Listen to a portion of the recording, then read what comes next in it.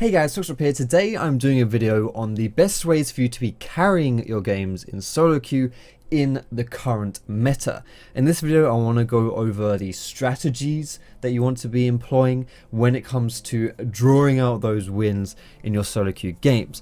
We all know that your teammates in solo queue can be a little bit questionable at times, and for you to consistently win in solo queue, for you to be rising up the ranks, what you have to find a way to do is find a way to carry all those scrubs on your team. Sadly, you're not in elo hell, you just have to carry harder than everyone else on the enemy team is carrying, and in this video I want to be going over some of the strategies that will really help you to be able to more consistently bring out your victories when it comes to those dreadful solo queue games. And hopefully if you watch this video, then less of your games will be dreadful because you'll be winning more.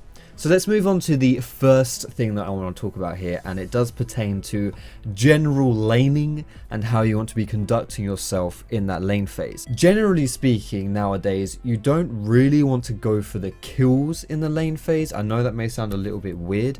It's mostly about the pressure that you can exert onto the enemy players. Now of course, if you can get kills, go for them. Kills are still really nice to be having. Kills still give you advantages over the enemy team. They still give you the gold, they still give you the experience, and of course something that's underrated about getting kills on the enemy team is that it also gives you that morale boost to your team, and on the enemy team as well, that morale de-boost, so to speak. If people die on your team, then you get kind of annoyed, you get a little bit salty about it, you get a little bit more defeatist about the game overall.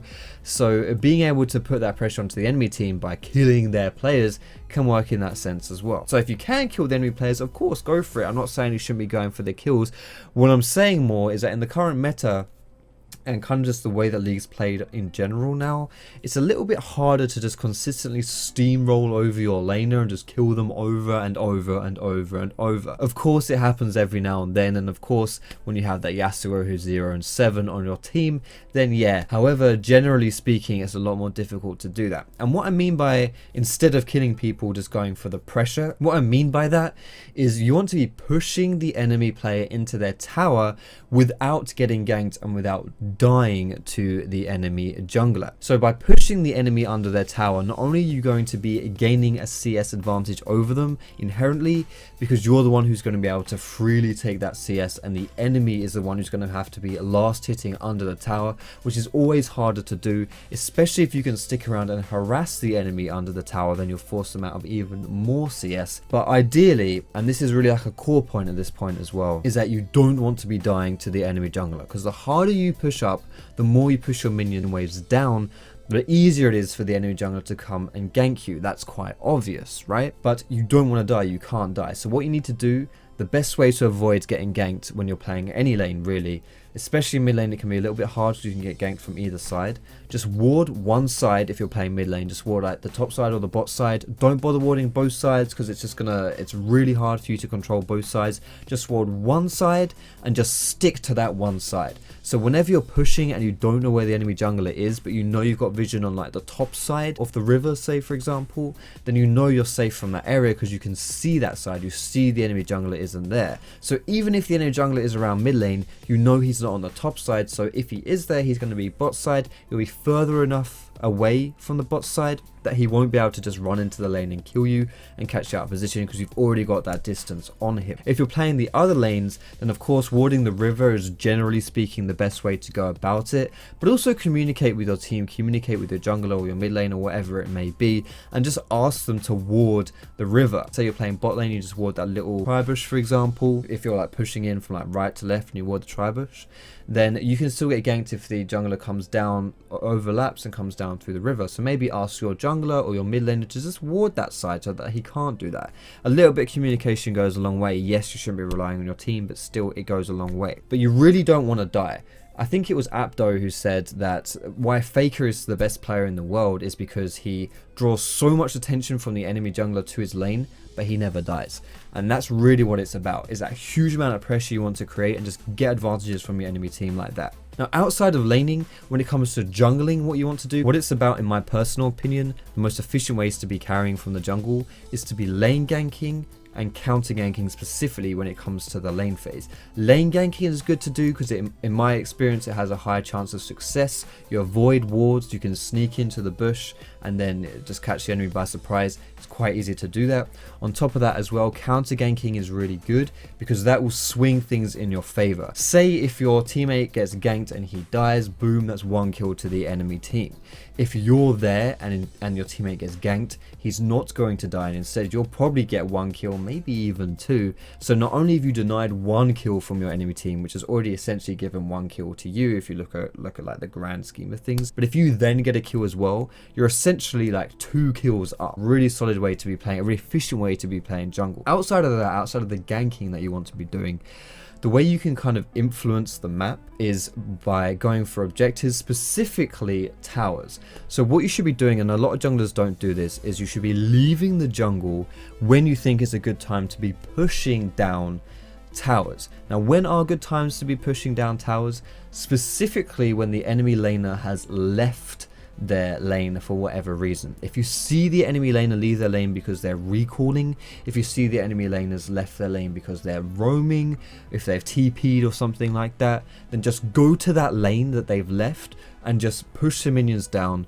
and go onto the tower and go ham on the tower and get as much damage down to it as possible. Depending on whether or not your laner is there to help you, depending on what champion you're playing, what champion your lane is playing, if they're there, you can get that tower quite easily. If you don't get the tower, then you'll probably be able to get it in 2 goes. Doing this, in my opinion, it's an easy way to be getting advantages and pushing for those objectives. Because if you try and instead just like farm the jungle, or perhaps try and roam to follow that person who's roaming, or try and create loads of plays yourself, I think it's a bit more risky because plays sometimes just aren't there. Sometimes you'll go to the lane where the enemy laner has roamed to, thinking there's a play to be made, and instead you're too late. The play's already been made, the enemy laner's already got his advantage, he's already got the kill, and then you just arrive too late and there's nothing really left for you to do except pick up the scraps, and there's not much there. And instead, if you just sit on your lane, or on the lane that he left, and push it down, get damage onto that tower, if you get the towers, that's what it's all about. Getting those towers gives you gold,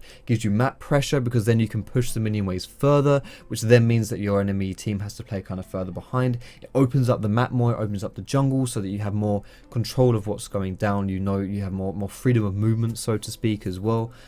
Do that, okay? And that also goes for laners as well. If your laner's roamed, then you either want to follow him if you think you're going to get there in time to influence the play that he's also going to try and make, or if you don't think you're going to be able to do that, just push the minion waves down as hard as you can and then get some damage down onto the tower. Bonus points from the jungler's perspective as well: if you dive people, diving people who are low on health and you know the enemy jungler isn't around, that's an important one, because if the enemy jungler is around, you're going to get screwed over immensely. That's a really solid way to be getting advantages as well, because you're going to completely demoralize the enemy team by doing that, specifically the person who dove, obviously, and deny him from loads of CS, because obviously if he's under tower, then chances are it's because there's a minion wave there as well. And again, you can start getting the tower from that as well. Just a little point I want to make here as well about late game.